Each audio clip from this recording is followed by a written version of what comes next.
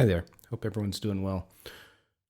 Over the years, I've had a lot of discussions with people new to radio who were asking for advice on how to get started. And I noticed there's certain topics which seem to regularly come up, so I thought it might be helpful to do a video on some of them.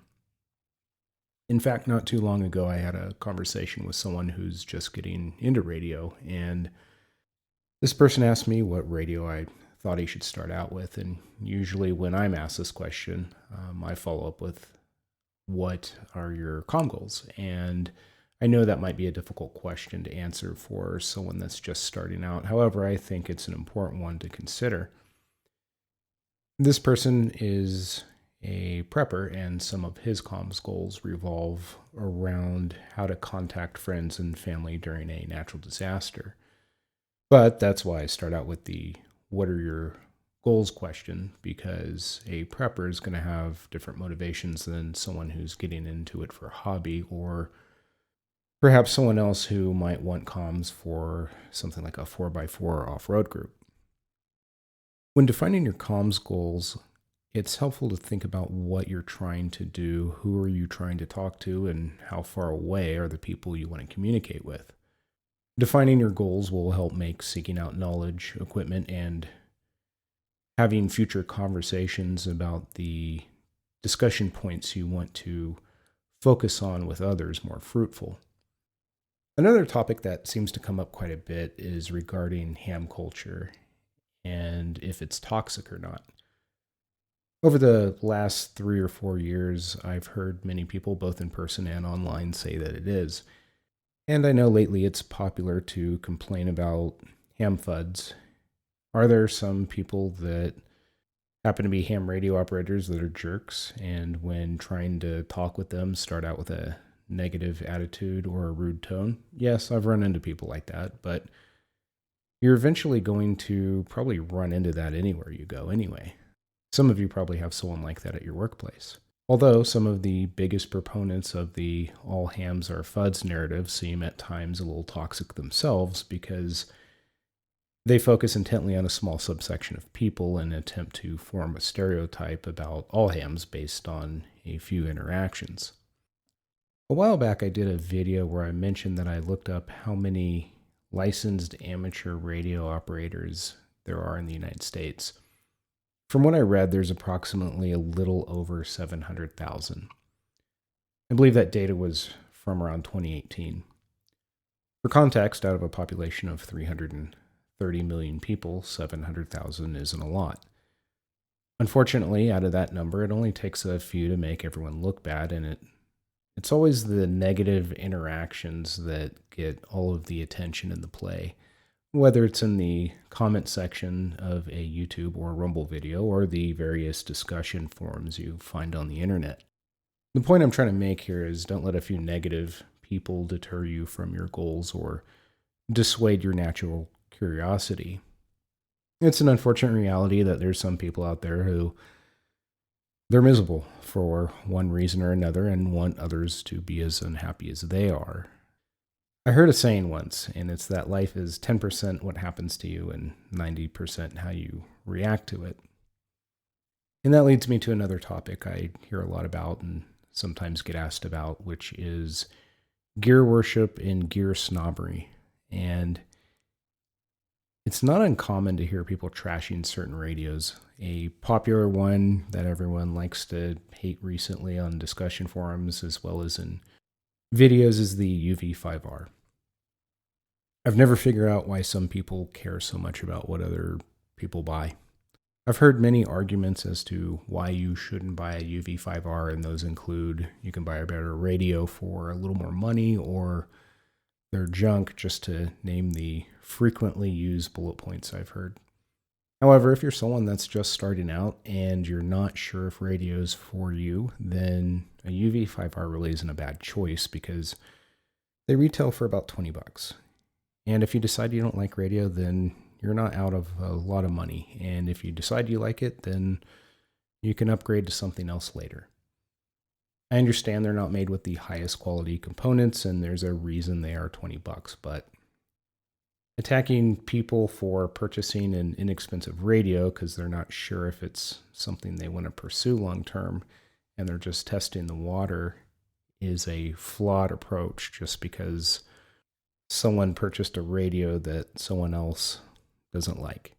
There's also nothing wrong with learning on an inexpensive radio, and if you decide to stick with it, then by all means acquire something else later on and perhaps take your old one and pay it forward and give it to someone else that might be starting out where you did.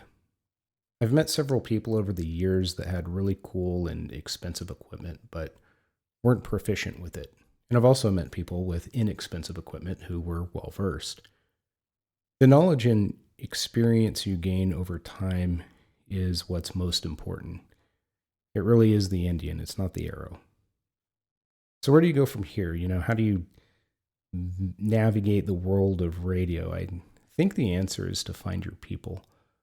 Those who have similar comms goals to you, people who you can collaborate with, bounce ideas off each other, and hopefully are equally motivated to work toward common goals you map out together.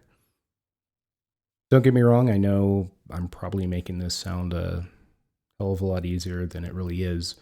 I know it's difficult to find what I'm describing, and you may cycle through a lot of people or groups before the porridge is just right. If your intent for getting into radio is to find a new hobby, then you likely won't have difficulty finding a ham club in your area. Those are typically really good opportunities to join groups where you can learn through dialogue and interacting with other members. However, if you're a prepper, that may not be your jam. There are some prepper-focused ham groups I've seen, and something like that may be more appropriate for your goals.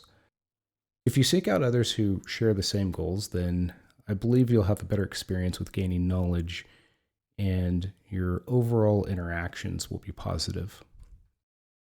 This leads me to another topic, which is not everyone has the same interests and motivations. It's reasonable that certain people or groups may not play well with others. So if you're a prepper and you start mingling with those who are specifically into radio as a hobby, and you start talking about various prepper topics, it may not be well received. The same applies to the hobbyist who isn't going to have the same mission statement if they try to interact with a group of preppers. So if you find yourself in a discussion forum or a place where you're seeking knowledge, just try to read the room to determine if what you're asking is appropriate for that audience. I've seen people in certain online forums who ask certain questions because they are genuinely curious, but end up getting shot down because what's being asked might be off topic for that group. A specific example that comes to mind is the topic of encryption. Occasionally someone will ask about it in some online forum like Reddit, and they'll immediately get shot down. The reason usually is encryption is illegal for use in amateur radio, so a lot of ham radio people will not be very receptive to that question. However, it is legal for use on the business bands. So if you're a business, a church, or an educational institution, you can work with a frequency coordinator to purchase a license through the FCC, and they'll allocate a frequency for your organization. The reason for the frequency coordinator is they want to ensure that whatever frequency they allocate hasn't already been assigned to another business in your area. Once you complete the process and all the steps, you can then encrypt your comms once you get your license. There are many businesses, churches, and schools that do this for security reasons, but it's important to remember that amateur radio is not the same thing as paying for a business band frequency for your organization. So posing questions about encryption to a ham forum just may not be the right audience for your question. There are people out there who also like to get all kitted out and LARP in the woods with their rifle and are looking for comms knowledge and equipment to talk with their friends while doing so. There's nothing wrong with that. But you may not mix well with others who are just looking at radio as a hobby, so that's certainly something to keep in mind. Another reason to define your comms goals is you may not want or need an amateur radio license. If your main goal for getting into radio is to use a repeater, then GRMRS might be a really good solution for you. Because you don't need to take a test to get a license. You can pay a fee to the FCC. They'll assign you a call sign, which usually is assigned fairly quickly, and you can either spin up your own repeater or seek out the available GMRS repeaters in your area. There's some 4x4 clubs local to me that are pretty heavy into GMRS for that reason. They use a local repeater for their primary communications, and they also use it as a way to request help if they're stuck in BLM land and have a mechanical failure. Some other topics that come up that I hear a lot are, I guess, some radio myths. One of them is people that think they don't need to practice. People who think they can buy a radio, let it sit on the shelf, and it's going to be ready when they need it. And I think that's a little short-sighted, because would you take that approach with a firearm? Would you purchase one for self-defense, store it, never practice with it, and hope you're proficient with it if you ever needed to defend yourself? When you're working with a radio, it's important to remember that it's a piece of technology, and a lot can go wrong with technology, especially when you need it most. Just as the same applies to firearms training. You need to know how to work through malfunctions. So if something happens with your radio, you need to know how to work through those issues. Another thing that I notice a lot of people don't seem to practice is programming their radio without a computer. Do you know how to program your radio in the field without a computer? Can you program a simplex frequency or a repeater? Are you able to navigate your radio's menu? Do you know the differences in the types of operating environments you might encounter, as well as how to maintain your equipment in potentially austere conditions? Do you have a set frequency and time schedule with those you plan to communicate with? Are you able to power and recharge your equipment without grid power? Is all of your equipment interoperable with your radios and various accessories, cables, and solar equipment if you have any? Do you understand the limitations of your equipment, such as how far you can talk on a simplex frequency? And if you're repeater dependent, do you know where those repeaters are located in your area? If you're currently in a comms group, or maybe you want to form one for emergency communications, do you have a plan for how you'll share information with other members? I think the last important topic I'll cover, and I guess this video probably went on a little bit longer than I had intended, but group dynamics and why certain groups fail. And some of the comms groups I've seen and been a part of in the past all seem to follow a similar arc before they ultimately fail. Some of those reasons include lack of vision or leadership, so groups that don't have a mission statement or defined objectives. What does success look like for your group? How do you know when you've completed your objectives? Another is unclear roles, so not knowing what needs to be done, and maybe a lack of discussion about responsibilities among group members. Another big one that I've seen is incompatible behavioral styles.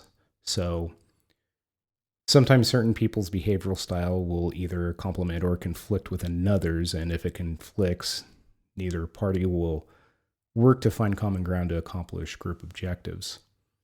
Another is lack of focus. Occasionally you'll get someone, or maybe a few people in the group, that are a distraction. Maybe they're immature and they spam the group chat with topics unrelated to the group goals, and maybe that contributes to derailing group discussions. And the last one's probably lack of motivation and maybe negativity, not buying into the group's objectives or putting up obstacles as to why something can't be accomplished. Some of the groups I've seen, when they start out, everyone's really excited and enthusiastic about learning about comms, but for some, it seems when it's time to map out common goals, the initial enthusiasm wanes. Then you start seeing some people either pull back on their participation in the group, or maybe they remain in the group but don't comment as much as they used to and become generally inactive. There are also a few people who seem to want all the knowledge and work handed to them on a silver platter, but they don't want to put in the work. I think a lot of these factors culminate with people leaving comms groups and ultimately disbanding them, leading to their failure, their demise. Anyway, these are just some topics that people have brought up to me in the past. I don't know if they're helpful or relevant for any of you, but I thought I would just throw them out there, and in the event that maybe they would be useful for someone. Well, that's about all I've got for now. Thanks for watching.